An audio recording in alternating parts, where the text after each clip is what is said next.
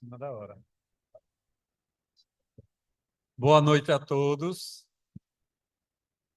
Que a paz de Deus e de Jesus esteja conosco hoje e sempre. É com muita alegria, com muita satisfação em que fazemos parte desses trabalhos na noite de hoje. A Casa dos Humildes está vivendo um momento de muita alegria, de muita felicidade, porque além do fato das pessoas terem comparecido para para o lançamento desse livro hoje, sentimos a alegria de todos. Sentimos como quando fazemos os aniversários da casa e alguns eventos em que as pessoas se aglutinam no desejo de servir a Deus. Nós iremos evocar o sagrado nome do nosso mestre, é muito importante para nossas vidas, e eu gostaria de convidar a nossa irmã Ana Paula Borges, que fará a prece de início para que a gente não se estenda muito. Vocês sabem que quando eu começo a falar me perco um pouquinho, então a gente quer aproveitar o máximo possível a presença do nosso irmão Antônio César Perry de Carvalho. Eu não vou falar muita coisa, até porque Bruno vai fazer depois a apresentação, depois da prece. A gente não vai se estender, mas eu vou passar a palavra à nossa irmã para que ela possa preferir a prece, para que a gente possa consagrar a Deus e a Jesus todo o nosso trabalho. Vamos elevar o nosso pensamento ao alto, agradecendo a Deus a oportunidade de estarmos aqui nesta noite de alegria, de satisfação em ter nosso irmão César Perry nos visitando, nos presenteando com o seu livro, com suas experiências e ensinamento. Pedimos a presença do nosso irmão Jesus, que sempre nos acompanha, toda a equipe espiritual desta casa, neste dia, nesta noite de celebração, e que os nossos irmãos aqui encarnados e desencarnados possam também usufruir desse ambiente tão agradável e tão preparado para nos receber nesta noite. Assim, pedimos permissão para dar início ao nosso trabalho nessa noite. Que assim seja. De acordo com a prece proferida, rogo a Deus, ao nosso Mestre Jesus, ao protetor espiritual dessa casa, Dr. Bezerra de Menezes, cada integrante de sua equipe, e as bênçãos de nossa Mãe Espiritual, Maria de Nazaré, que concede trabalhadores para ajudar nessa casa, e eu peço a permissão para dar os mesmos por iniciados. Muita paz para todos nós. Nosso irmão Antônio César Pérez de Carvalho é escritor e pesquisador, foi ex-presidente da Federação Espírita Brasileira e da USE de São Paulo. Veio lançar o livro Leopoldo Cirne, Vida e Proposta para um Mundo Melhor. O título do livro é o título da palestra, mas eu acho até que já falei muito, porque eu quero que Bruno que possa realmente destrinchar para nós, a fim de que ele se sinta bem à vontade. O pessoal da Casa dos Humildes é muito acolhedor. É uma palavra que a gente faz questão de ter aqui entre os trabalhadores da casa.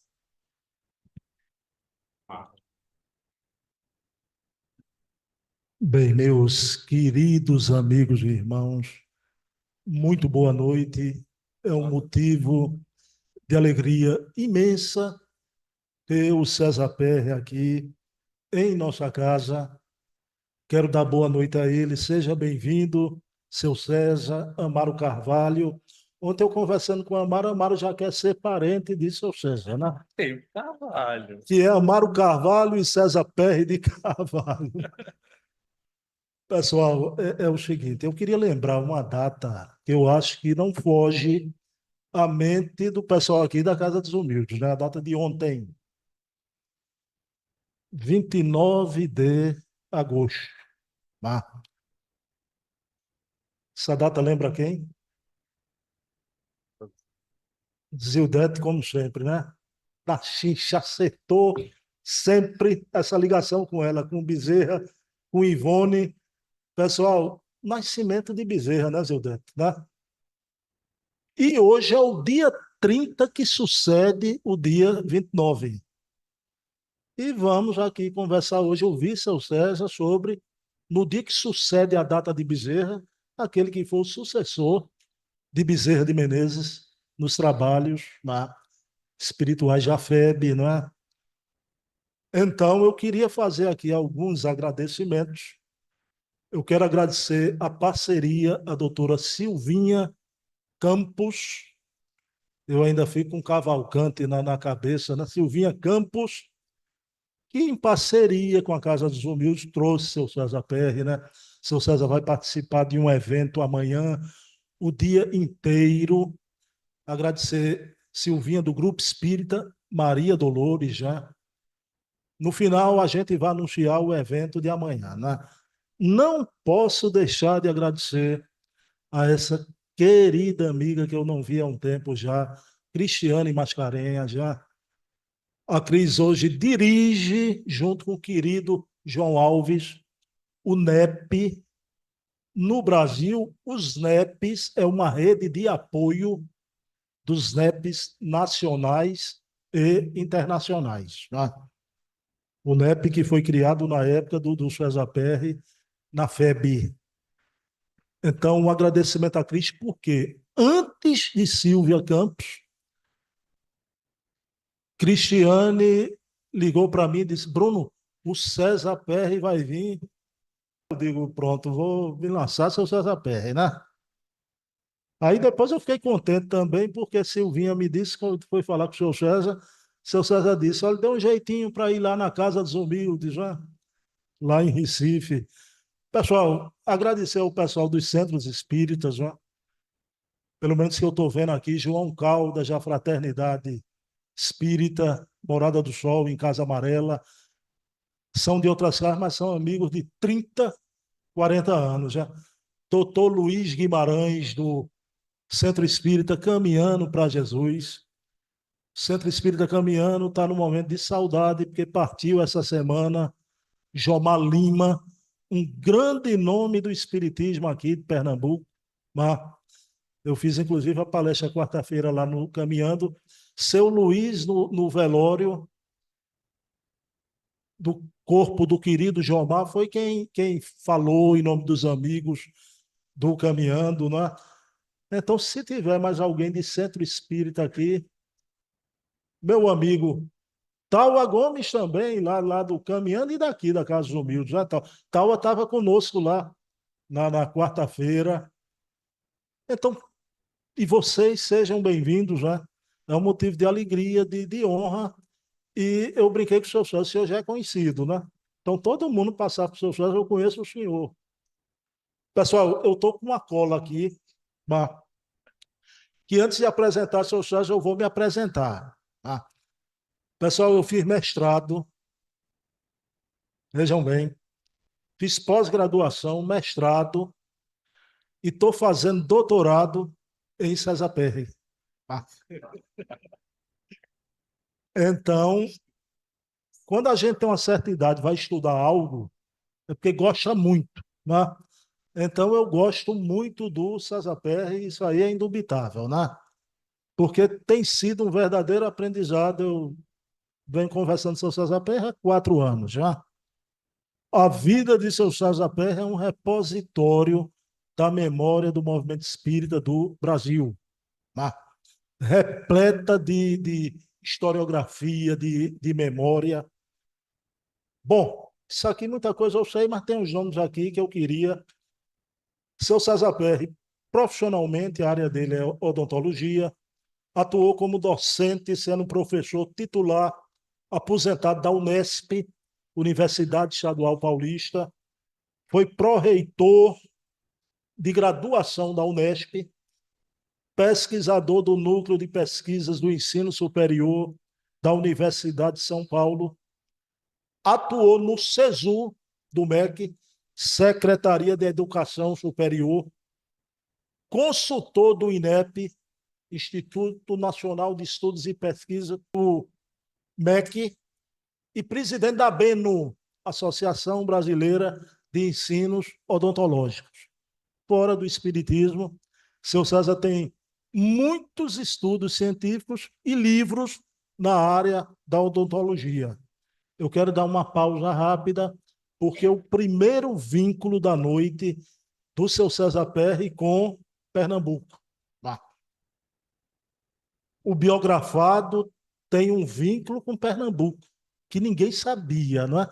Só através da obra do César Perry a gente vai saber o vínculo de Leopoldo Cirne com Pernambuco. Mas seu César Perry também, não é? Esse vínculo, espiritismo à parte, em julho de 1985, 1972, o primeiro lá do Teatro Santa Isabel. É esse que eu estou falando. O último é a cereja do bolo, senhor César. O senhor sabe o motivo. O senhor sabe o motivo. O vínculo principal eu não vou falar agora, não, né? Pessoal, então, em julho de 1985, o senhor César Pérez veio participar de um congresso, né? Então, de cirurgia e traumatologia bucomaxifacial, tá? Que é a especialidade dele. Só que ele não sabia, ele veio aqui para o Recife, a esposa dele sabia, ele foi o homenageado do Congresso. Né? Então, é impressionante a memória de seu César no Recife, porque seu César disse, Bruno, o teatro é aquele que fica de frente para o palácio do governo. Né? Então, vejam bem. Mas agora, a parte espírita, né? Essa aí de uma riqueza impressionante, impressionante. Foi fundador e dirigente de Mocidade, Centro Espírita e órgão de unificação espírita em Araçatuba. Isso aqui não está na apresentação, mas eu queria dizer que a mãe do César Perry, Dona Bebé, isso é um caso sui generis, porque é um presidente da FEB, né? Que a mãe, ele criança, com problema de mediunidade, né? Seu César desenhava figuras da antiguidade e tudo. Vocês não imaginam, né? Dona Bebé levou o seu César para Umbanda, para um terreiro de Umbanda, né? Só que chegou lá a entidade diretora lá dos trabalhos, né? Disse que ali não era o lugar do César Perry.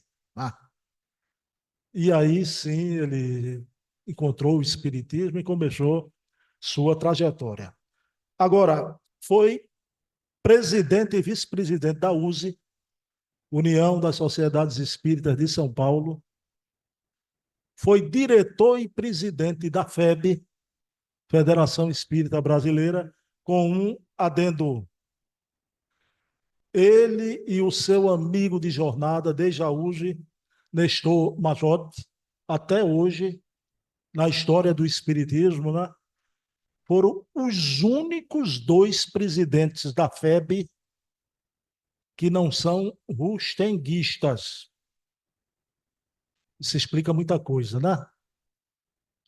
Os únicos, César Perry e Nestor Majotti.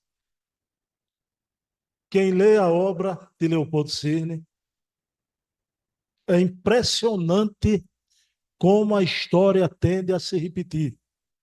Há passagens aqui de Leopoldo Cirne, 100 anos atrás, que se repetiu com César Perry 100 anos depois. Né? Por isso que é bom, quem não gosta, precisa gostar de historiografia, porque a história tende a se repetir. E a gente, com esclarecimento, a gente interfere para que ela não se repita. Não é? Então, membro da comissão executiva do SEI, o Conselho Espírita Internacional, autor de 35 livros, e até hoje escreve para a célebre Revista Internacional de Espiritismo, de Matão. Hoje atua no querido CCDPE, Centro de Cultura, Documentação e Pesquisa do Espiritismo, né? Há pessoas conhecidas, nossos amigos aqui, Adair Ribeiro hoje é um dos diretores lá do CCDPE. Também no Grupo Espírita Casa do Caminho, a mesma casa do querido Jaime Ribeiro, que veio tanto aqui, né? Várias vezes, e faz parte do Conselho Deliberativo da USE São Paulo. Ah, mas aí a parte, pronto, não precisa mais da cola, não é? Seu César é casado com dona Célia Rei de Carvalho, espírita atuante, que divulga as lives de dona Célia, são extraordinárias, não é?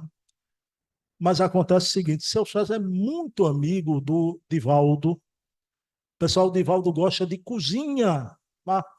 Quando ia em Araçatuba, ia logo para a cozinha. Né? E seu César é muito amigo do Chico Xavier. Seu César tem 3 filhos, Gustavo, Daniel e Flávio. E aconteceu um aborto espontâneo de uma menininha cuja reencarnação não vingou. Seria Lívia o nome dela. Tá? É um momento, foi uma das lives mais tristes que eu fiz com o seu César Perry, né? Seu César contou aquele momento. Seu César disse que chegou a ver o rostinho do bebezinho. E o que acontece? Depois de um tempo, ele foi com Dona Célia lá em Minas e o Chico fez um oferecimento de uma obra e desenhou uma estrelinha anunciando alguém que viria, e esse alguém veio, foi o filho Daniel. Vejam a mediunidade do Chico. Vejam a mediunidade de Chico Xavier. Tá? Então, mas acontece que essa menininha Lívia se comunicou por mensagem mediúnica e fez um pedido a seu César e dona Célia, né? Que me chamem de filha. Eu quero ser considerada filha, não é?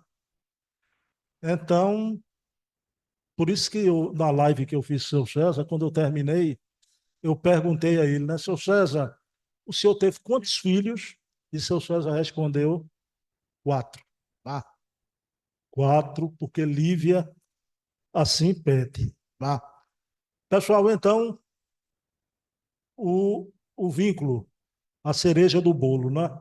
Seu César vem a Pernambuco e vem com muito gosto, porque ele tem uma dívida de gratidão com Pernambuco. Ah. Pernambuco deu muita sorte ao César Perry. Por quê? Ah. César Perry passou a sua lua de mel aqui em Pernambuco, no Hotel Boa Viagem. Tu tá vendo como deu certo? Terra abençoada, as águas de Boa Viagem. Seu César, hoje no avião, me mandou uma fotografia, ele e Dona Célia na praia de Boa Viagem, né? Então, o terceiro vínculo que se estabelece aqui, eu vou apanhar de João Caldas e de seu Luiz Guimarães, já. O terceiro vínculo é que ele hoje está pisando aqui na querida Casa dos Humildes, a casa mais linda do movimento espírita de Pernambuco. Se eu não falar isso, né? Pessoal, sem mais, vamos ouvir César Perry.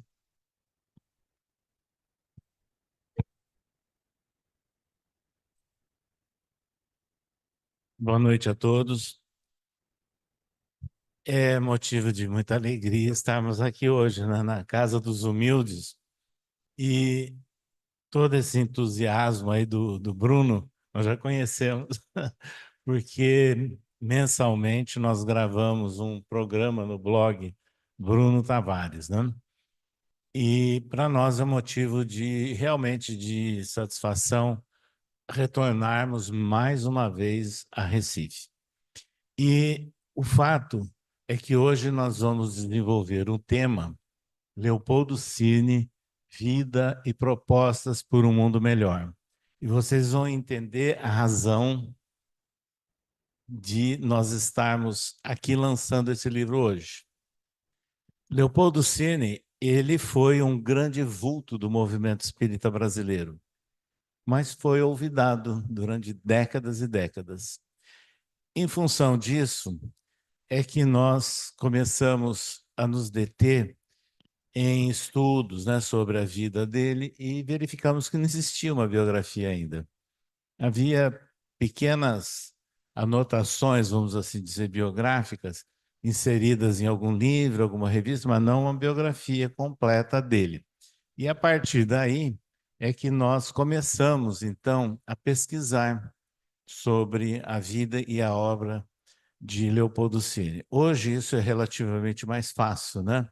Com a internet, o acesso a documentos digitais, a bibliotecas, a jornais, vocês vão ver aqui coisas históricas interessantes. E assim nós fomos montando essa biografia. Então nós vamos chamar a atenção que Leopoldo Cini, ele é conhecido apenas como ter sido o presidente da FEB que sucedeu a Bezerra de Menezes. Mas tem muita coisa antes, durante e depois. E que é significativo nós olharmos, né, essas experiências de vida, porque elas ajudam a nos trazer exemplos, né, e algumas ilustrações de situações que nós temos que prestar atenção em nossas vidas. Então, nós vamos ver nessa sequência da projeção que Leopoldo Cini, ele nasceu aqui perto. Ele nasceu na antiga Paraíba, capital, Paraíba do Norte, que é a atual João Pessoa. Mas isso aconteceu em 1870, abril de 1870. E ele desencarnou no Rio de Janeiro em 1941.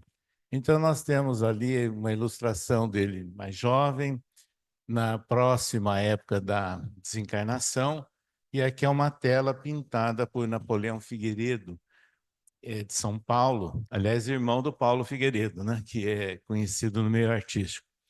E nós temos, então, essas ilustrações e outras que nós fomos encontrando sobre Leopoldo Cini. É importante agora que a gente situe que ele viveu, na realidade, apenas a infância na Paraíba. E depois ele mudou de cidade. Seguinte. E o que aconteceu com Leopoldo Cini? Morou em Recife. Isso nunca foi divulgado, né? E aqui em Recife tem fatos muito interessantes. Então ele chega aqui na adolescência e passa a frequentar o chamado curso de humanidades. O que é curso de humanidades? No Brasil Império era adotada a proposta educacional francesa. E essa proposta educacional, que era chamada de humanidades, corresponde àquilo que os mais jovens aqui conheceram, o ginásio. E os mais recentes, o ensino fundamental 2. Então, isso é que era humanidades naquela época. Mas acontece que no Brasil, de analfabeto daquela época, nessa época que ele morou em Recife, 70% do povo brasileiro era analfabeto. O curso de humanidades tinha lances de cultura bem avantajados para a época, realmente preparava culturalmente as pessoas. Mas ele precisou encerrar sua frequência ao curso de humanidades porque ele precisava trabalhar para se sustentar. Então ele começa a trabalhar aqui em Recife no comércio. Mas, veja, ele tinha uma tendência intelectual, ele sempre foi um autodidata. Isso que é de chamar a atenção na vida de Leopoldo Cini jovem. Então, ele, por exemplo, frequentava as palestras de Joaquim Nabuco, aqui em Recife. Joaquim Nabuco foi um dos grandes líderes políticos, diplomata do final do século XIX e começo do século XX. E ele se tornou um seguidor, um fã de Joaquim Nabuco, conhecendo aqui em Recife, assistindo palestras em grêmios culturais que tinham na época. Olha que interessante, ele nasceu em 1870. Em 1889, o jornal do Recife, ele já trazia informações, eu tinha 19 anos de idade, que a Sociedade Recreativa Magdalense tinha eleito uma diretoria e Leopoldo Cine assumiu a função de diretor da casa, 19 anos. Na sequência, como um funcionário, né, na área de comércio, o jornal aqui de Recife também publica, em 1890, uma nota do proprietário da empresa, Carneiro Viana, informando aos seus clientes, né, que ele passaria um período em viagem à Europa durante o ano de 1890. Então, ele estava informando que ele deixava na gerência, né, da empresa, como seus procuradores, alguns funcionários, e na ordem que eles estavam colocados, sendo que em segundo lugar estava Leopoldo Cine. Então, veja, ele já assumia uma função, um encargo de importância numa empresa comercial aqui em Recife. É interessante esses jornais da época, né, porque eles trazem muitas informações do cotidiano, do dia a dia da cidade, coisas extremamente curiosas. E, nessa sequência, vejam fatos inéditos que eram desconhecidos, que vão aparecer aqui também. 8 de novembro de 1890, com 20 anos, ele se casou em Recife. Casou-se com Isabel Maria Borges, né? E, no ano de 1892, em maio, ela deu à luz a gêmeos. Mas acontece uma tragédia que era relativamente comum naquela época, o chamado tétano puerperal.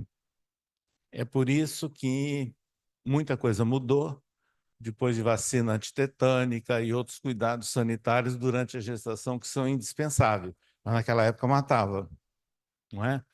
E ela desencarna e as duas crianças também. A menina chamada Adélia desencarnou no mesmo dia do nascimento. O menino chamado Reinaldo, poucos dias depois.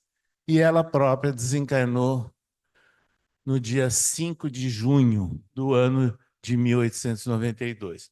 E o interessante é o que o Jornal do Recife, do dia 7 de junho, traz a nota do falecimento dela, da esposa, e informa a causa-mortes, informa o sepultamento que aconteceu no cemitério público. Por que tudo isso? Porque Isabel Maria era sobrinha de um dos funcionários do jornal. Então, tinha essa ligação. E veja que a gente vai garimpando, pesquisando, né, na imprensa da época, hoje digitalizada, e nós vamos encontrando os dados. E vejam agora que Leopoldo Cine, imagine o choque, né? Um jovem de 22 anos de idade, perde a esposa e os gêmeos recém-nascidos.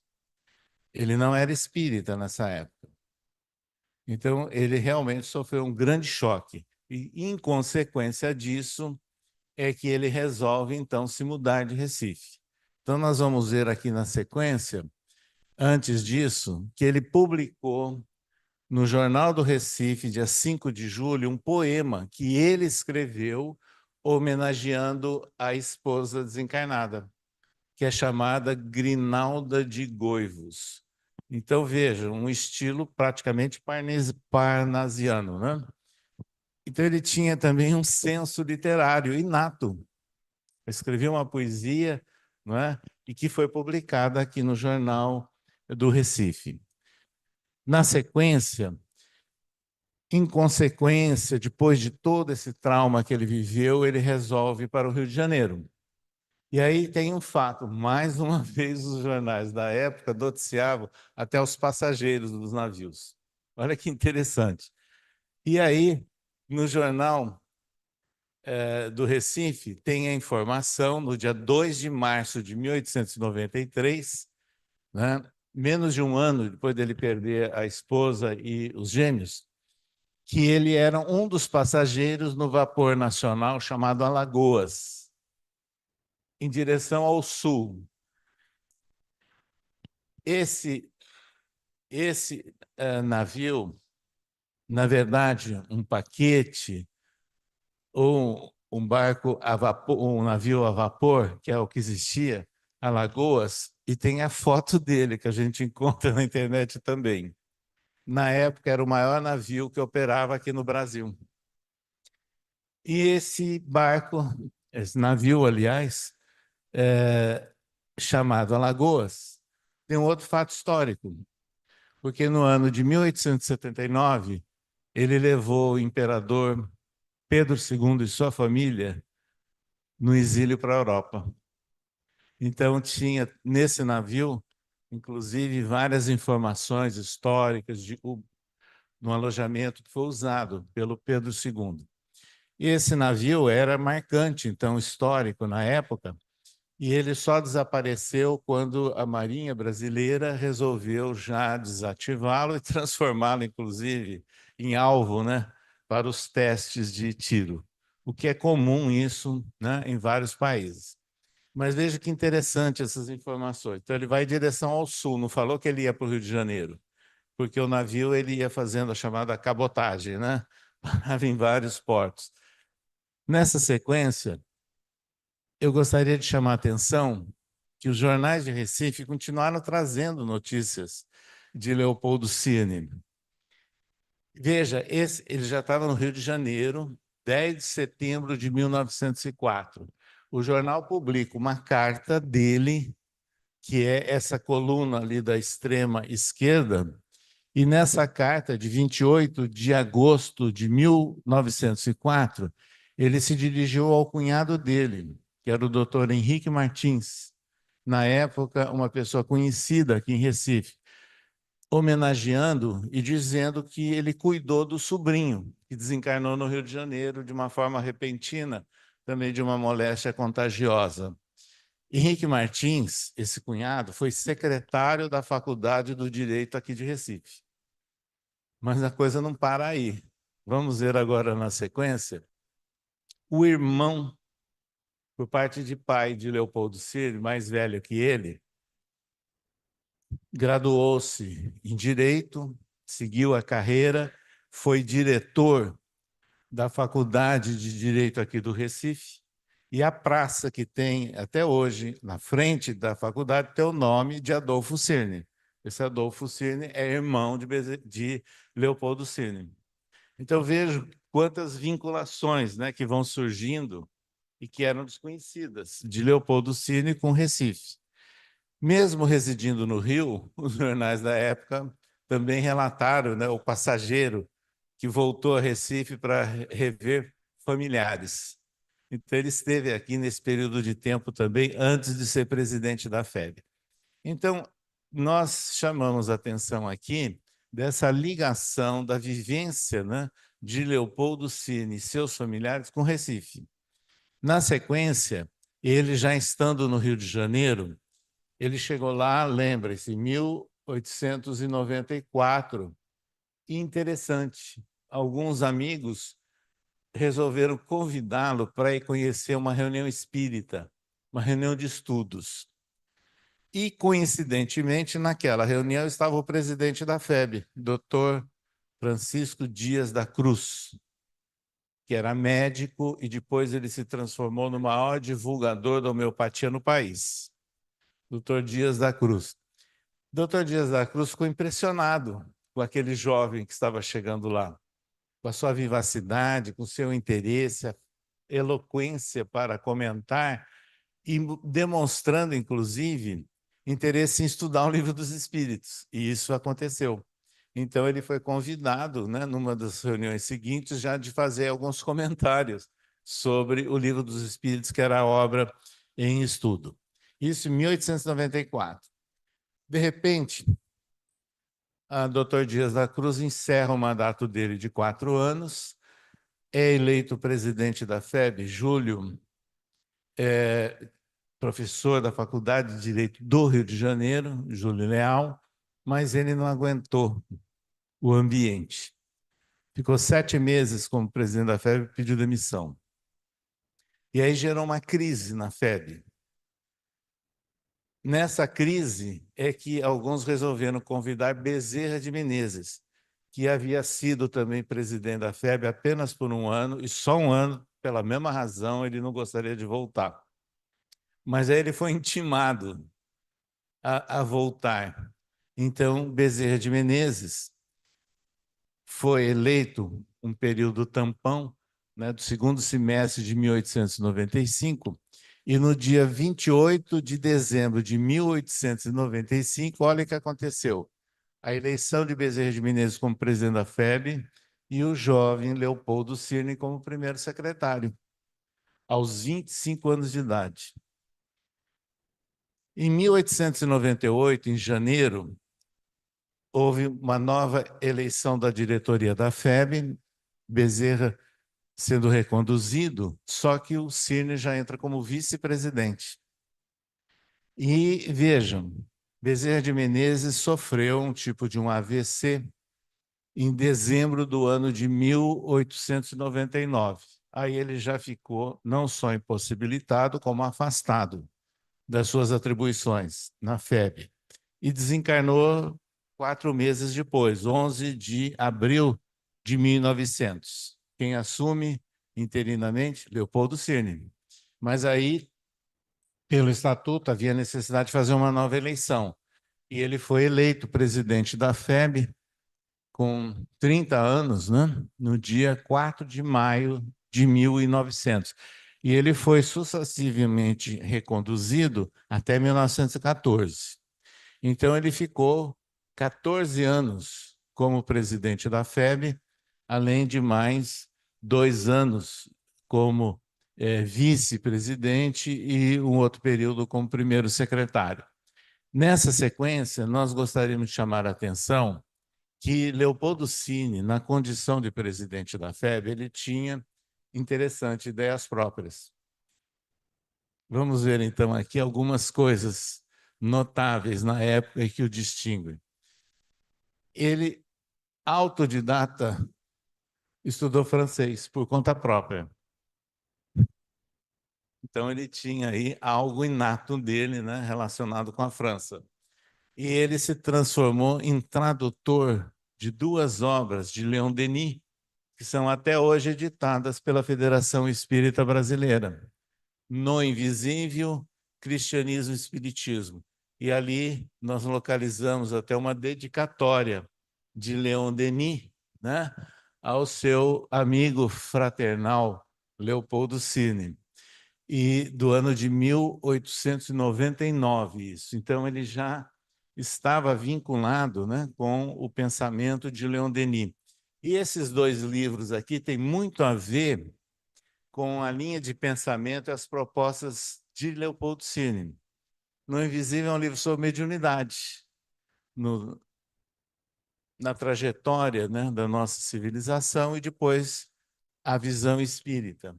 E Cristianismo e Espiritismo também é muito importante a síntese, né, o encadeamento da história da mensagem do cristianismo que foi feita por Leon Denis, mostrando aspectos positivos e aspectos negativos. Então, esses 2 livros, vocês vão ver que eles vão reaparecer na vida e na obra de Leopoldo Cirne.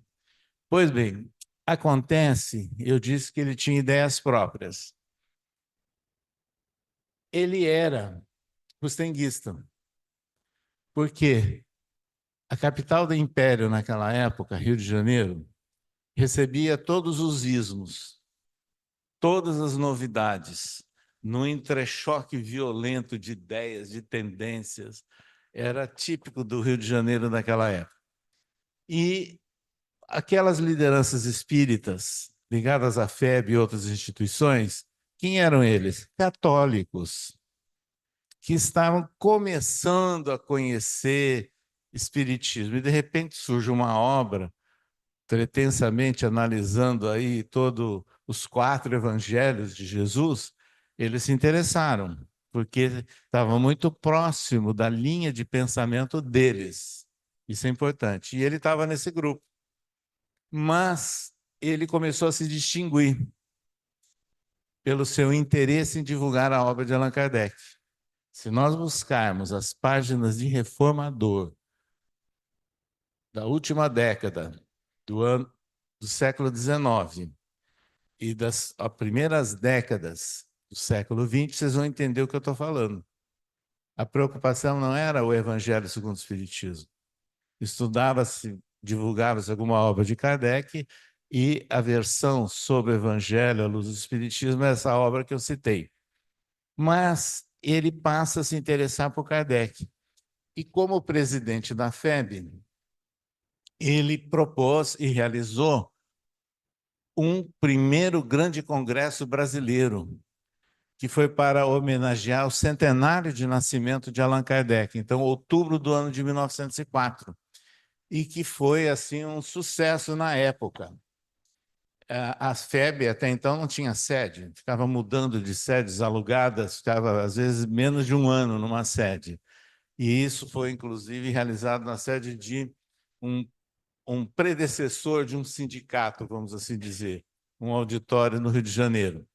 Mas houve a presença de espíritas de 11 estados do Brasil e mais de 2.000 participantes. Imaginem, 1904, Rio de Janeiro, com todas as dificuldades de locomoção, espíritas de 11 estados e 2.000 participantes nesse congresso. Ele leva uma proposta que foi discutida previamente na diretoria da FEB, que é a chamada Bases de Organização Espírita. Esse foi transformado depois num livreto, né, histórico, é, na realidade, preste atenção, a gente escuta falar de muitas lideranças espíritas ou espirituais ligadas à unificação. Eu diria que fizeram propostas, escreveram artigos. Quem efetivou? Leopoldo Cirne. É isso que não é lembrado. Então, é exatamente o primeiro documento aprovado por representantes lá nesse congresso de 1904, Bases de Organização Espírita. O que ele propunha? Uma doutrina, estudo de uma doutrina de uma forma integral, né? Todos os aspectos. E é interessante que está assentado já numa proposta moral à luz do Espiritismo, moral de Jesus à luz do Espiritismo. E vamos ver, então, na sequência, que esse documento ele fez a proposta de criação de federações nos estados. Não existia naquela época. A FEB, embora chamasse Federação Espírita Brasileira, a rigor ela não federava nada. No seu estatuto, era o propósito de propaganda do espiritismo, divulgação. E ela tinha vinculações diretamente com centros espíritas, obviamente a grande maioria da cidade do Rio e do estado do Rio, e de algumas outras regiões do país. Mas eles, nesse evento, propõem-se, então, a criação de federações dos estados. Então, a partir daí que começa a surgir essas criações. Outro fato marcante na vida e obra de Leopoldo Cirne, eu disse que a FEB vivia mudando de sede alugada. Leopoldo Cirne recebeu a doação de uma alemã radicada no Rio de Janeiro, de uma propriedade, e ele vendeu, comprou um terreno na Avenida Passos, que tinha inclusive casas pequenas, que foram demolidas, e lá foi construída a sede, primeira sede própria da Federação Espírita Brasileira. E aqui tem a foto, inclusive, da inauguração, as linhas de bonde, né? As ruas com o calçamento ainda de paralelepípedo, né? O muro aqui da antiga casa e lá fora, lá para dentro, construindo a sede. É a atual sede histórica da FEB, Avenida Passos, número 30 do Rio de Janeiro. O prédio é tal e qual daquela época. Olha o tamanho do salão no dia da inauguração. É importante, dia 10 de dezembro do ano, aliás, 11 de dezembro de 1911. Isso significa o seguinte: aqui nesse auditório, a capacidade são 500 pessoas. Mas no dia da inauguração, o reformador diz que muitas outras pessoas circularam conhecendo a sede. Então, um número muito maior compareceu. Na mesa está lá ao centro Leopoldo Cirne e ali o Aristides Spínola, que era, na época, vice-presidente da FEB. Eu queria chamar a atenção aqui na primeira fileira desse vulto. Quintino Bocaiúva. Ele era, na época, senador, havia sido ministro do governo republicano e era o principal líder da maçonaria no Brasil, amigo de Leopoldo Cirne. Estava lá presente. Ele desencarna no ano seguinte.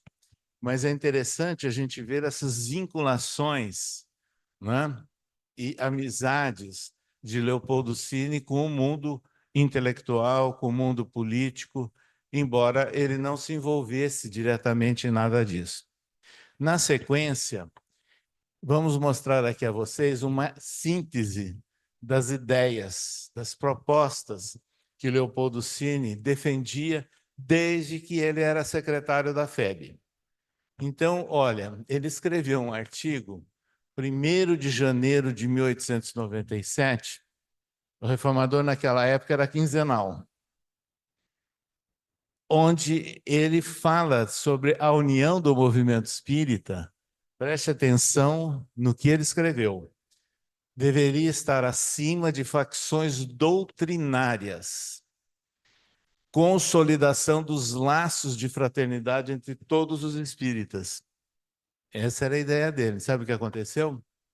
No mês seguinte, o presidente da FEB, Bezerra de Menezes, escreve um artigo não aceitando isso. Porque Bezerra tinha uma outra ideia, era a ideia tradicional. Entenderam? Talvez vindo do mundo político. Mas essa era a ideia de Leopoldo Cirne. Mas, mesmo assim, os dois tiveram publicamente esses artigos publicados em Reformador com posições díspares, mas mantiveram os elos, tanto que ele veio a ser indicado por Bezerra como vice-presidente.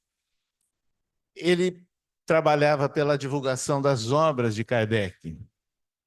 Ele propôs a criação de uma escola de médiuns, com base no Livro dos Médiuns, porque ele achava que os médiuns que chegavam ali na federação e outras instituições não tinham conhecimento nenhum de espiritismo, o que é fácil da gente entender, considerando o contexto, né, da capital do Império daquela época. Ele propunha uma revisão da assistência aos necessitados. Historicamente, fala-se muito na assistência aos necessitados da FEB. Sabe como é que funcionava? Primeiro, foi criado pelo presidente Francisco Dias da Cruz. A chamada assistência aos necessitados era um grupo de médiuns que se reuniam para fazer prescrição mediúnica de homeopatia. Essa é a assistência aos necessitados. E que era muito procurado. E que eu cheguei a conhecer ainda funcionando na sede histórica da FEB. Acontece que o governo republicano, entre golpes, contragolpes, mudança de lei, mudança de Código Civil, de Código Penal, etc., etc., estavam sendo pressionados para marginalizar atividades espíritas. E, especificamente, o receituário mediúnico, porque eles entendiam que isso contrariava o pensamento sanitário da época. A FEB foi várias vezes intimada e correu o risco de ser fechada por causa disso. Aí o que Leopoldo Cirne propunha? Assistência aos necessitados, na ótica dele, deveria ser ampla e atendendo às necessidades das comunidades em todas as partes do Brasil. Preste atenção. O que ele estava propondo? Que os centros espíritas deveriam criar, entre aspas, palavra da época, asilo, escolas, porque o Brasil era um país de analfabeto. Não é? Ao mesmo tempo, ele trabalhava e propunha pela criação do chamado Evangelho das Crianças. Ele junto com Viana de Carvalho, o militar que andou aí servindo ao Exército, vivendo em várias capitais brasileiras.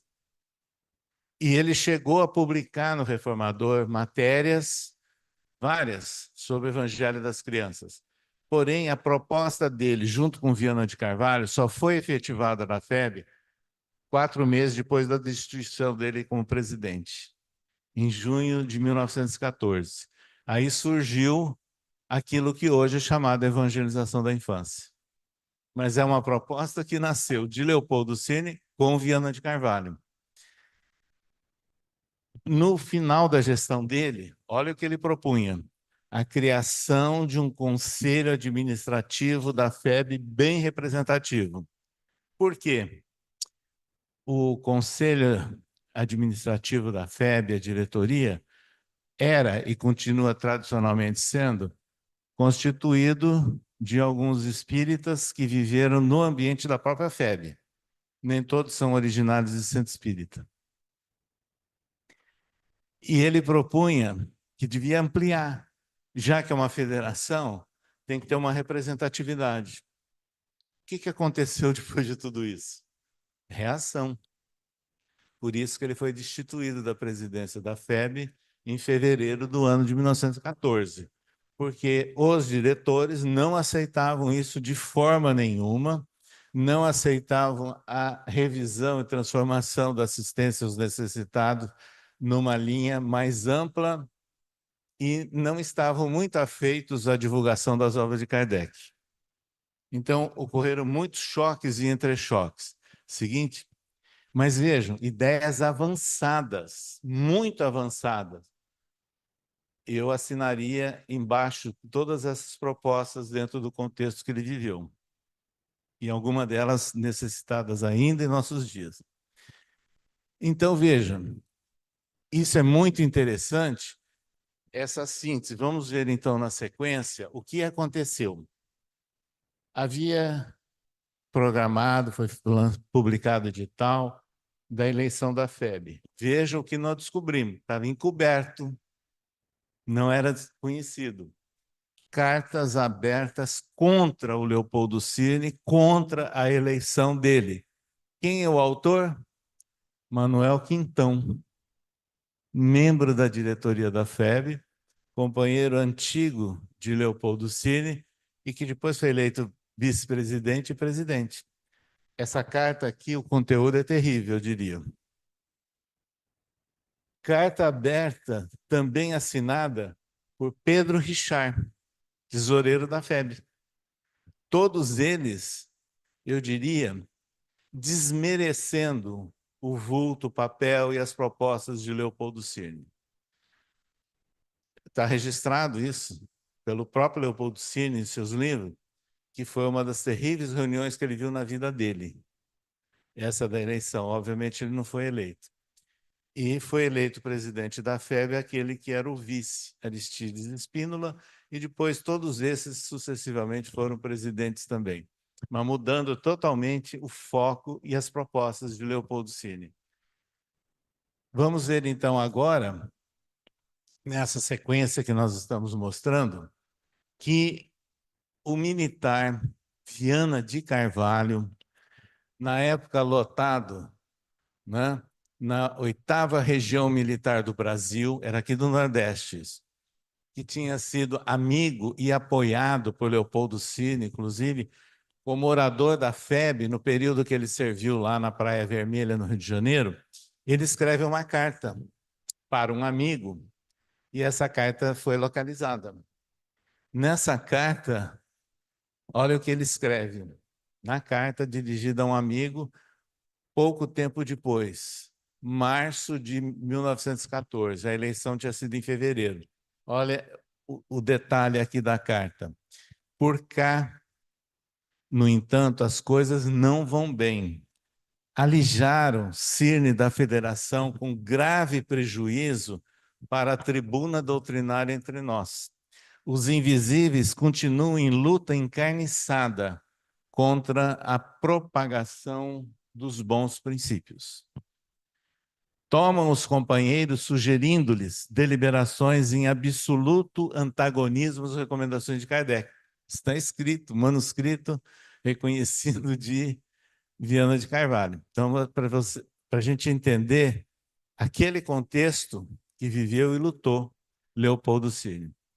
Em consequência disso, ele se retirou totalmente da FEB, se isolou na casa dele e atendeu a convites de algumas palestras, de algumas ações, mantendo muita correspondência que nós localizamos, mas tudo isso desaparece totalmente do Reformador. Não se fala mais em Leopoldo Cine, nem no Reformador, nem nas divulgações. Quem que fez isso?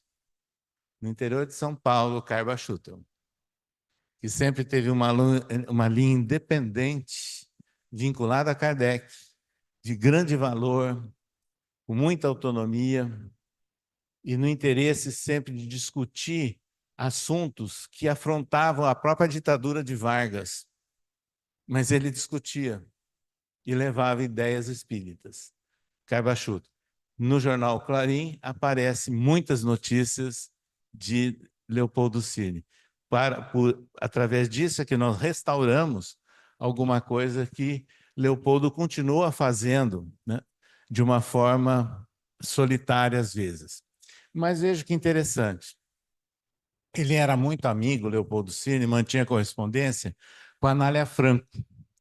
A Anália Franco foi o grande vulto da, entre aspas, genérica assistência social, porque ela criou asilos para crianças, escola para crianças, em mais de 70 locais do estado de São Paulo, inclusive na capital. Ela que dava assistência, inclusive, ao claro criado pela emancipação dos negros, simplesmente se assinou que eles estavam libertos e foram jogados do mundo, né? Sem nenhum outro apoio, nem para eles e nem para os proprietários de terra que perderam os escravos. O que ela fez? Ela deu apoio aos escravos libertos também. Isso é tão importante que lá em São Paulo, a instituição que ela fundou, hoje no bairro do Tatuapé, tem o Jardim Anália Franco. É um distrito ali dentro do bairro do Tatuapé com o nome de Anália Franco. E Leopoldo Cine era muito interessado na vivência dela, porque tinha a ver com as propostas dele. Em função disso, mesmo fora da FEB, ele foi convidado no dia 1º de janeiro do ano de 1919 a fazer a palestra de inauguração do abrigo Teresa de Jesus, que funciona até hoje na Tijuca, e nós tivemos já a oportunidade de conhecer. E aqui está a notícia da época. Às 5 horas foi aberta a sessão, servindo de presidente de honra o representante do presidente da República, que tinha a seu lado a do prefeito do Distrito Federal. O presidente do abrigo, o querido propagandista irmão Inácio Bittencourt, em ligeiro preâmbulo, agradeceu a presença dos representantes das autoridades federais e municipais, dando a palavra em seguida ao orador oficial Leopoldo Cine. Ele é até elogiado que ele teve o bom senso de não fazer uma palestra longa na inauguração. Então veja que ele continuou sendo lembrado fora do ambiente formal institucional. Na sequência, vamos ver agora que ele registra isso magistralmente nesse livro, Anticristo, Senhor do Mundo, o Espiritismo em Falência, a Obra Cristã e o Poder das Trevas. Edição dele, autor, publicado em 1935. Obviamente, né, que pelo teor, essa obra não foi reeditada por nenhuma editora e não foi divulgada no meio formal, institucional espírita. O que ele faz? Ele faz uma análise da trajetória do cristianismo muito semelhante àquela de Leon Denis em Cristianismo e Espiritismo. Só que ele entra no Espiritismo mostrando a sua vivência, os problemas, as lutas, as dificuldades, as resistências. Tudo registrado em detalhes. Nós ficamos procurando esse livro durante muito tempo e, de repente, localizamos um filho meu, aliás, né? Localizou num sebo eletrônico, nós encomendamos, era uma obra cara, rara, né? Qual não foi a nossa surpresa quando esse livro chegou em nossa casa? Quando nós abrimos, era o livro que ele deu para sua esposa, com a dedicatória dele. Veja a coincidência. Né? E está lá. a ti, Marieta, minha querida, e assim ele vai falando, homenageando a esposa Marieta e dizendo, inclusive, uma página, né, lá do livro, onde ele homenageia as mulheres. Isso é muito interessante. O que que nós fizemos? Nós avisamos uns amigos que eram ligados ao CCDPE e falamos, vocês têm que digitalizar esse livro. Como ele está já liberado do ponto de vista de direitos autorais, foi digitalizado e disponibilizado gratuitamente na internet. Isso agora em 2018. Marieta era o pseudônimo usado pela sua segunda esposa. Ele ficou viúvo em Recife. Em 1905, ele se casou no Rio de Janeiro com Maria Augusta Cine da Fonseca. O Cine aqui é mera coincidência, não tem nada a ver com a família dele. O Cine da família dela é originário de uma família tradicional e bem conhecida no Rio Grande do Sul. Eles se casaram, não tiveram filhos. E ela sempre apoiou o trabalho espírita dele. E aparece no Reformador algumas informações. Ele desencarna repentinamente numa tarde no quintal da casa dele, que vai aparecer aqui, se sentiu mal, entrou, pediu ajuda da esposa, ela o enlaçou, fez uma prece e ele desencarnou. Ele teve, na realidade, um infarto fulminante. Mas ele deixa originais de um novo livro. E o que que a viúva Marieta fez? Chamou um amigo do casal muito ligado a Leopoldo Cine, Leoni Casef, que foi um grande educador e inovador no estado do Rio de Janeiro, e pediu para ele fazer o prólogo e ajudar na organização do livro. E esse livro foi publicado, e que se chama O Homem Colaborador de Deus, com ideias, colocações muito interessantes, profundas, autenticamente de um intelectual da época, que era Leopoldo Cine. Então, essas duas obras nós consideramos de alta importância. Há um fato que a gente comenta no livro, que ele escreveu nos primeiros anos de 1900, entre 1904, 1906, 1907, uma série de artigos no Reformador comentando a obra de Rustem.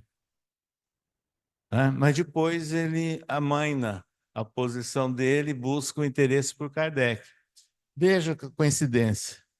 Essa revista oficial nunca mais falou do ex-presidente. Publicou uma mera nota de necrológio. E, de repente, em 1943, 2 anos depois da desencarnação, eles reúnem aqueles artigos do começo dos anos 1900 e lançam um livro chamado A Personalidade de Jesus. Entenderam? Por que eles estavam fazendo isso? Eles estavam querendo trazer de volta as ideias iniciais de Leopoldo, porque eram coerentes com a direção da casa. Mas não era mais o pensamento efetivo dele. Ele já, no livro Anticristo, Senhor do Mundo, ele deixa muito clara a posição dele, não é? E algumas críticas à nova posição. Seguinte, nós vamos então chamar a atenção também que a revista, o jornal Clarim de Matão, publicava, né, as informações de palestras, inclusive, de Leopoldo Cine, lá no Rio de Janeiro. Não só lá, ele foi convidado por um amigo italiano para ir falar no Círculo Italiano do Rio de Janeiro, fazer uma palestra sobre espiritismo. Essa revista Le Fataniste, francesa, né, é que tinha um dos grandes colaboradores, Gabriel Gobron, um jornalista, freelancer, pensador independente, interessado em espiritualismo de uma forma geral e também no espiritismo. O que que ele fez? Comentou o livro de Leopoldo Cine sobre exatamente aquele Anticristo Senhor do Mundo. Está publicado em francês, análise, uma resenha desse livro de Leopoldo Cine. Nós vamos ver agora, nessa outra imagem que vai aparecer, que na desencarnação dele, o jornal Clarim deu um grande destaque, colocando na primeira página matérias lá dentro, inclusive uma delas assinada por Leopoldo Machado, que foi um dos grandes vultos e propagandistas do Espiritismo nos anos 30 e 40. Aqui é o jornal Unificação da USE, mais tarde também fazendo uma síntese biográfica de Leopoldo Cine. Veja, então, que esses registros todos que nós vamos vendo, nós procuramos informações que não sabíamos.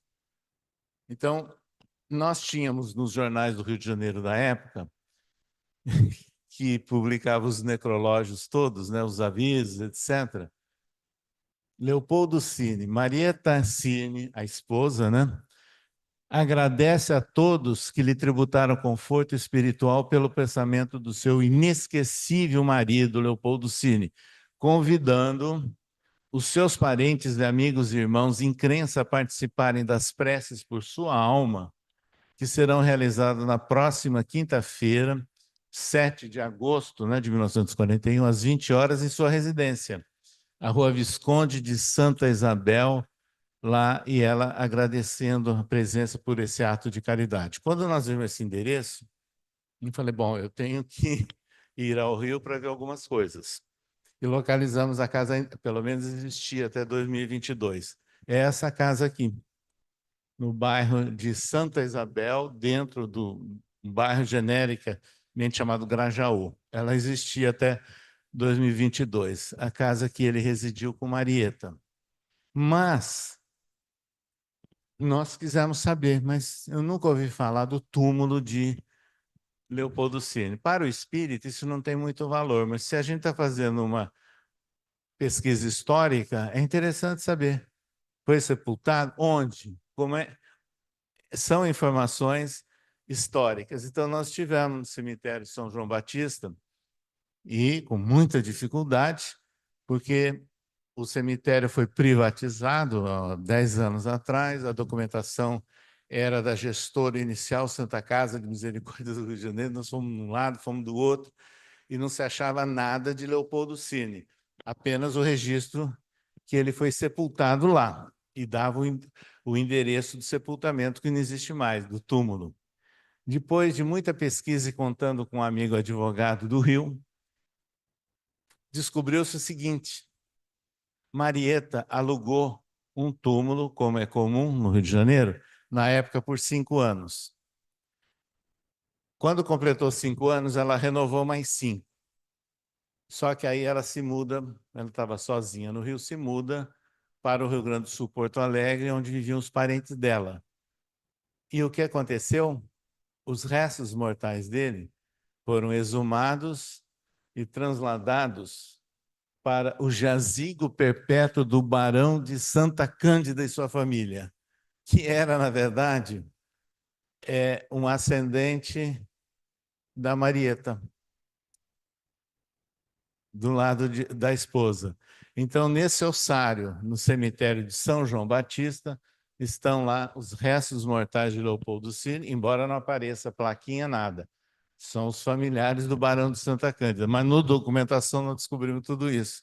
Mas houve necessidade de fazer uma pesquisa exaustiva e muita paciência, né, para conseguir localizar essas informações. Seguinte, é importante que, na época que o Nestor Mazzodi era presidente da FEB, nós já estávamos com o diretor, esse aqui é o Afonso, esperantista, também, na época, diretor da FEB, houve a comemoração do centenário da inauguração da sede da FEB, lá na Avenida Passos, aquela sede histórica, hoje sede histórica.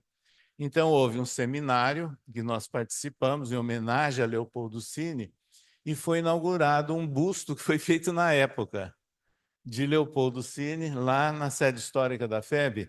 E essa estrelinha ali, vocês estão vendo? É o símbolo do Esperanto, porque ele que introduziu o Esperanto na FEB. Veja quantas coisas, né, interessantes na vida e na obra de Leopoldo Cine. Na sequência, eu gostaria de chamar a atenção que no mundo espiritual, Leopoldo Cine continua ativo. E nós encontramos em obras psicografadas por Chico Xavier e Valdo Vieira informações sobre a atuação espiritual de Leopoldo Cine ou mensagens assinadas por ele. Nesses livros aqui, Instruções Psicofônicas, Voltei, Contos desta e doutra vida, A Vida Escreve e Ceareiros de Volta. Todas elas ou têm mensagem ou têm um relato da atuação espiritual, um caso relacionado com a ação de Leopoldo Cine. Então, e o que chama atenção? É no teor das mensagens. O foco dele continuou, preocupado com o Evangelho, divulgação de Kardec. Não fala em outras coisas, não. Dos primeiros tempos da vida espírita dele. Seguinte. Aí, quando nós lançamos o livro, foi agora, né, em janeiro desse ano, a primeira leitora foi uma amiga nossa de Araçatuba, Clarice Antônio Ribeiro. Ela foi lá na editora Cocriação, que é de Araçatuba, e tinha chegado o livro da gráfica. Ela adquiriu, leu em 2 dias e me escreve no dia 13 de janeiro agora de 2024. Fiquei empolgada com o livro. Li em um só fôlego. Gostei muito do livro, como você percebe, me debruçei na leitura. Então eu registrei porque foi a primeira leitora e que se manifestou, né? E esse livro é uma edição conjunta da Cocriação de Araçatuba com o Centro de Cultura e Documentação do Espiritismo e Pesquisa do Espiritismo de São Paulo. Seguinte, nós vamos ver agora que Divaldo Franco se manifestou. E sempre que possível, a gente mantém ainda algum contato pela internet. Então veja esse e-mail dele, do dia 22 de janeiro de 2024. Parabéns por mais uma obra. E está dedicada a Leopoldo Cirne, um dos heróis do nosso movimento nos dias difíceis do pioneirismo. Um grande abraço e bênção para você e família. Quer dizer, isso é interessante, essa opinião também. E a outra que nós vamos chamar a atenção aqui foi do lançamento pela internet, o virtual do livro, né, com a presença do prefaciador, que é Luciano Klein, o historiador, ex-presidente da Federação do Ceará. Ele leu o livro, se entusiasmou e fez o prefácio. Nessa gravação disponível, né, nessa live de lançamento virtual do livro, 27 de janeiro de 2024, olha o que ele escreveu no prefácio, mas ele falou isso no programa. Leopoldo Cirne poderia ir para, entre aspas, o panteão dos injustiçados, à vista da proscrição que vivenciou após a gestão extremamente produtiva na instituição que presidiu, agora reabilitado com uma biografia completa. Está gravado nessa live. Depois disso, nós fizemos o lançamento presencial em Araçatuba, na editora Cocriação, em março agora de 2024, né, na sede da Livraria Espírita da cidade, com a presença lá de representantes e dirigentes de centros da cidade. E depois, num outro evento, esse livro foi lançado na sede, né, do Centro de Cultura, Documentação e Pesquisa do Espiritismo de São Paulo, em abril de 2024. Ali está a Júlia Nezu, que é a presidente do CCDPE, e agora ela voltou a ser presidente da USE, né, parte do público, e houve lá um fato interessante. O CCDPE fez o lançamento, nós fizemos uma palestra, números artísticos, né, com o cantor que está ali, o Risse, mas teve um almoço de confraternização. Então, todos, depois de participarem do lançamento, de autógrafos, participaram também desse almoço em benefício do CCDPE e um almoço de confraternização. Seguinte, caminhando então para a conclusão, eu vou destacar aqui 2 pensamentos de Leopoldo Cirne encarnado. Um foi publicado na revista O Clarim de Matão, jornal, né? Em abril de 1924. Olha o que ele falou numa palestra, anotaram e mandaram para o Clarim. Passada a época das conferências, o de que necessita é de sessões de estudo da doutrina, metodicamente realizadas, inspiradas sempre no profundo desejo de regeneração. Outro trecho, a meditação profunda e o recolhimento interior como mais propícias ao desenvolvimento das faculdades espirituais latentes no homem. Então veja que ele está preocupado com estudo, com ação, mediunidade e a melhoria espiritual do homem. Nesse livro, que foi publicado após a desencarnação dele pela esposa, O Homem Colaborador de Deus, nós destacamos esse trecho. O que falta realmente ao homem contemporâneo é o sentimento. Vejam se não está válido isso em nossos dias. Não apenas a notícia de seus destinos superiores, fundado na inabalável certeza de Deus e na maravilhosa perfeição de suas leis. É profundo isso, né? É uma sugestão para nós refletirmos. Na sequência, vamos ver então a síntese que nós tiramos de algumas frases chaves desses livros psicográficos de Chico e de Valdo. O que ele fala? Confiemos servindo. Semente do amor. A grandeza da luz. A caridade é o amor puro. O trabalho de autoaperfeiçoamento. Renascer com proveito.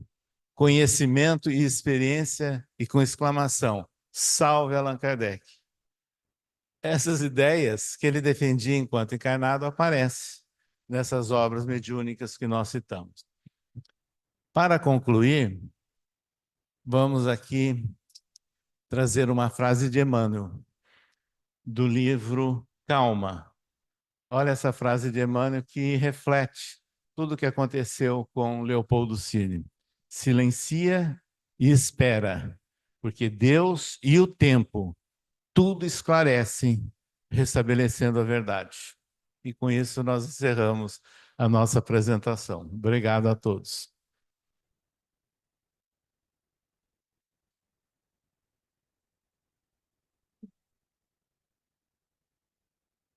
Eu peço desculpas a vocês não ter avisado, porque a nossa casa é um hospital. Por isso que a gente não pode. Não é que ele não mereça, não. Eu fiquei empolgadíssimo. Ana lendo, eu vou ler também, porque é um livro muito instigante, mostra a história de uma pessoa. Nós nos identificamos muito como espírita, é claro que em grau muito pequeno, mas assim, todo trabalhador espírita vê a luta de uma pessoa, não importa a posição que ele está, todo mundo tem sua luta. Porém, a gente tem uma recomendação de Bezerra de Menezes que não pode ter aplauso na casa que tem um hospital. É só isso que eu queria explicar, mas dizer de toda a alegria que eu sei que todo mundo tem aqui nesse momento de ter participado desse, para mim, um evento, né? Graças a Deus, estamos partindo para o encerramento desse trabalho e só temos a agradecer primeiramente a Deus.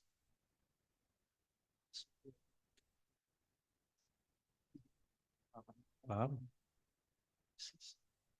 Certo. Pode, pode. São momentos como esse que mostra a nossa necessidade. Eu sei que tem gente que ainda reluta um pouquinho para a questão do estudo. Veja que Leopoldo Cine fala isso há mais de 100 anos e a gente ainda tem no movimento espírita as pessoas que relutam a respeito do estudo. Acha que o espírita não é aquele que anda com um livro, não é aquele que está sempre lendo um livro. Acha que o espírita tem que só incorporar, só doutrinar, só dar um passe. E o espiritismo não é dessa forma. A gente vai confirmando cada vez mais, esses estudos confirmam cada vez mais essa necessidade que nós temos, que Leon Denis também sempre fala a respeito disso, não é? O lado do estudo, a intelectualidade, o lado da moralidade, para alçarmos grandes voos ao trono divino. Eu nunca me esqueci dessa frase dele. Então, vou passar primeiramente para a Andréa, né? Vamos passar primeiramente a palavra à nossa irmã Andréa, que vai dar uma palavrinha. Eu acho que ela nem se lembra mais do que é. Lembra? Lembra. Para poder a gente partir para o encerramento. Boa noite, pessoal. Bruno citou aqui o evento que o doutor César Perry vai participar amanhã. Eu quero dizer para vocês que é um evento muito lindo, que é organizado pela ONG Caminho do Bem e o Centro Espírita Maria Dolores. Vai ser realizado amanhã o dia inteiro na Imbiribeira, né? MRV é ali no início da Avenida Recife. Nós temos ainda 3 ingressos aqui. Deixa eu dizer só para vocês que evento é imperdível, vou dizer para vocês. O ano passado eu estive e é maravilhoso. Seminário As Cartas de Paulo, veja. As Cartas de Paulo, tema central desse ano, Carta aos Romanos. Então, amanhã, de 8 às 18, no Centro de Eventos MV Empresarial. É o antigo, onde foi o Shopping Outlet. Não sei se é do tempo de alguns de nós aqui. É, junto do viaduto lá da Avenida Recife. Então, se alguém tiver interesse, nós estamos com 3 ingressos ainda aqui, ou o cartaz está ali na nossa livraria também, se alguém quiser copiar, né? Tem a programação, tem o Gustavo Silveira, doutor César Perry. É um evento muito lindo, recomendo. Quem quiser pode me procurar aqui, eu estou com 3 ingressos ainda aqui. Boa noite. Quer dar ainda umas palavrinhas? Eu quero agradecer a pessoa mais importante da noite que não se encontra aqui, né? Que possibilitou tudo isso, que é a nossa querida presidente Ivaneide Áurea, né? Que é uma gestora, viu, senhor César? Vou usar uma expressão que é verdade, né? Salvou o Colégio Allan Kardec em Sacramento, que iria fechar as portas, e ela, como gestora, foi convidada, fez um trabalho estratégico e salvou o Colégio de Eurípides Bassanufo. Em maio, seu César Perry deve estar aqui no aniversário da casa, e também Dona Alzira Bessa Mussi, sobrinha neta de Eurípides, vai estar aqui também. Tá? Então, Presi, se não está assistindo agora, vai assistir amanhã.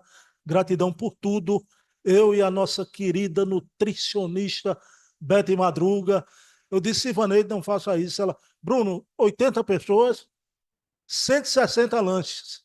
Eu digo, não faça isso, é muito. Ela, olhe, é melhor a gente, como anfitrião, sobrar do que faltar, né? Então, por favor, se alimentem bastante, porque tem bastante lanche aí, viu?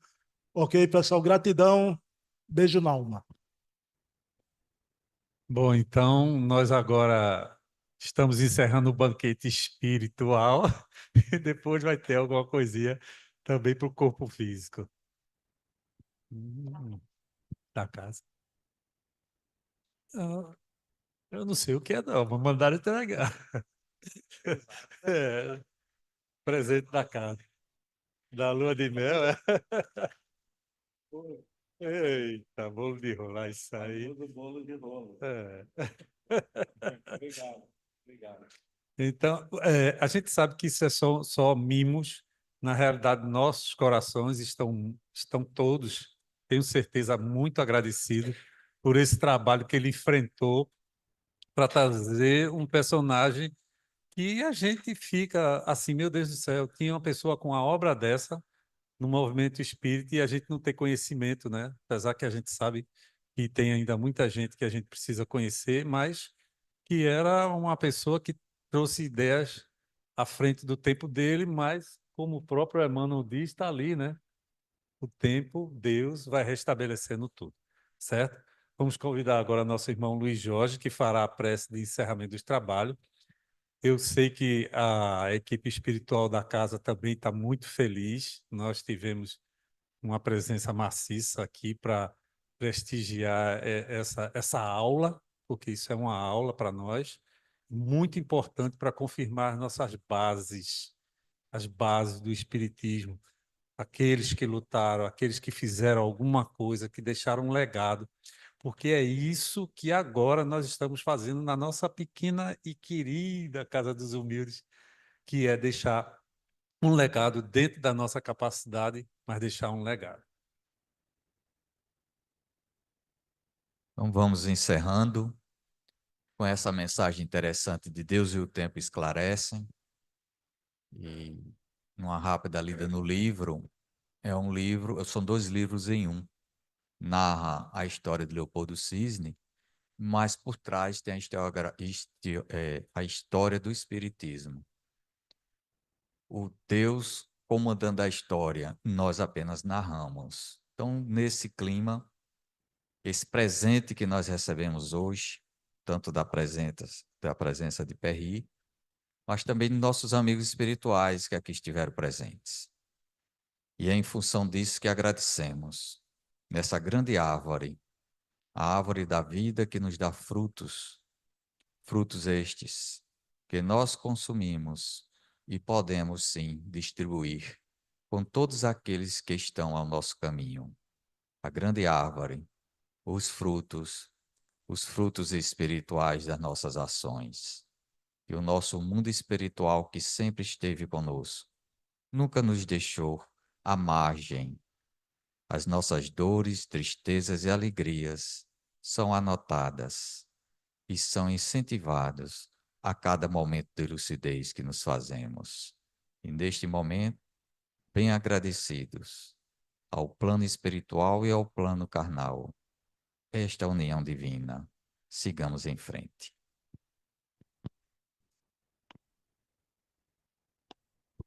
Dessa maneira, de acordo com a prece proferida, é em nome de Deus, é em nome do nosso Mestre Jesus, é em nome do protetor dessa casa, nosso irmão Bezerra de Menezes, e cada integrante de sua equipe, e também de nossa mãe espiritual, Maria de Nazaré e sua equipe, que eu rogo a permissão para encerrar os trabalhos na parte material. Mas aqueles que desejarem de coração retornar a essa casa de Deus para continuar o seu trabalho de amor e fraternidade, que Deus possa nos abençoar a todos. Muito obrigado a todos vocês. Vai ter o autógrafo dos livros, o pessoal que adquiriu o livro, ele vai dar o autógrafo lá, quem quiser se dirigir, tá bom? Não, na prece, foi dado na prece.